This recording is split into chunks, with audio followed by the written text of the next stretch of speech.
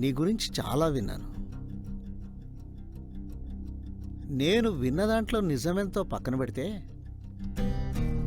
మా వాళ్ళు చెప్పిన దాన్ని బట్టి నువ్వు రఫ్గా ఓ రౌడీలా ఉంటావు అనుకున్నాను. నువ్వేంటయ్యా బాబు ఇలా సాఫ్ట్గా సినిమా హీరోలా ఉన్నావు.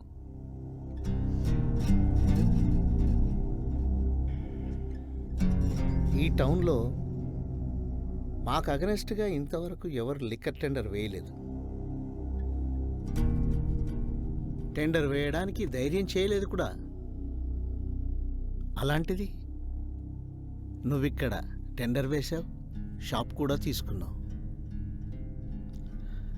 అది మా బడుద్దాయిల చేతగాంతనం.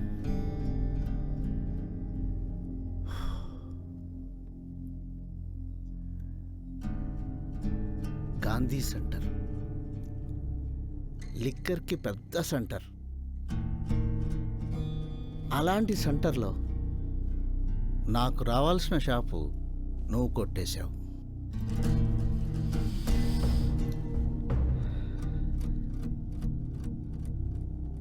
నన్ను ఎదిరించి ఇంతవరకు ఇక్కడ ఎవరు లిక్కర్ బిజినెస్ చేయలేదు. సరే, గాంధీ సెంటర్కు సంబంధించి చిన్న సమస్య ఉంది. నీకు వచ్చిన షాప్ నువ్వు తెరవకూడదు. దానికి 2 మార్గాలున్నాయి. ఒకటి, ఆ షాపు నాకు ఇవ్వడమో లేదా నువ్వు మా సిండికేట్లో చేరిపోవడమో. షాప్ కనుక నాకు ఇస్తే నువ్వు పెట్టిన డబ్బంతా ఇచ్చేస్తాను. Don't worry.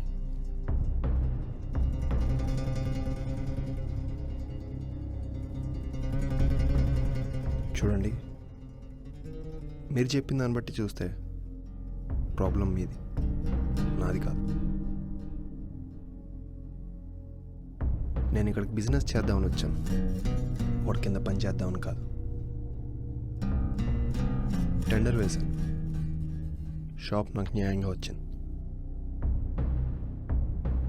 ఎవరి బిజినెస్ వాళ్ళు చేసుకుందాం.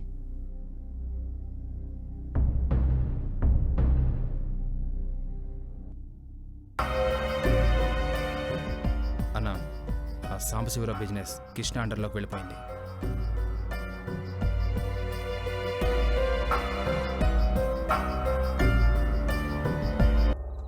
అన్నా,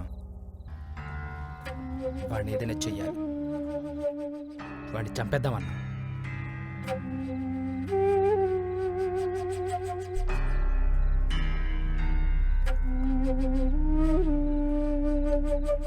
రై, శత్రువుని గెలవడం అంటే వాడిని చంపడం కాదురా.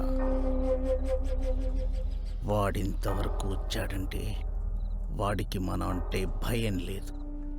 వాడు భయపడాలి. వాడు భయపడాలి అంటే వాడు బతికుండాలి.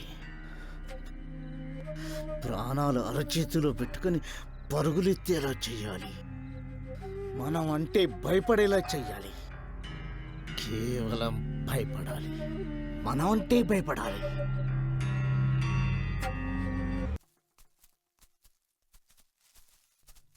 వదులు కృష్ణ, నన్ను క్షమించు కృష్ణ. నిన్ను చంపాలనుకున్నాను, మీ అమ్మాయిని కాదు. నన్ను క్షమించు, నన్ను క్షమించు కృష్ణ. Please please. నిన్ను చంపాలనుకున్నాను కానీ మీ పాపం చంపాలనుకోలేదు. నన్ను చంపొద్దు. నన్ను ప్లీజ్ కృష్ణ, నన్ను చంపొద్దు. నన్ను క్షమించు కృష్ణ. నన్ను క్షమించు కృష్ణ. నిన్ను ప్రాణాలతో వదిలేస్తా.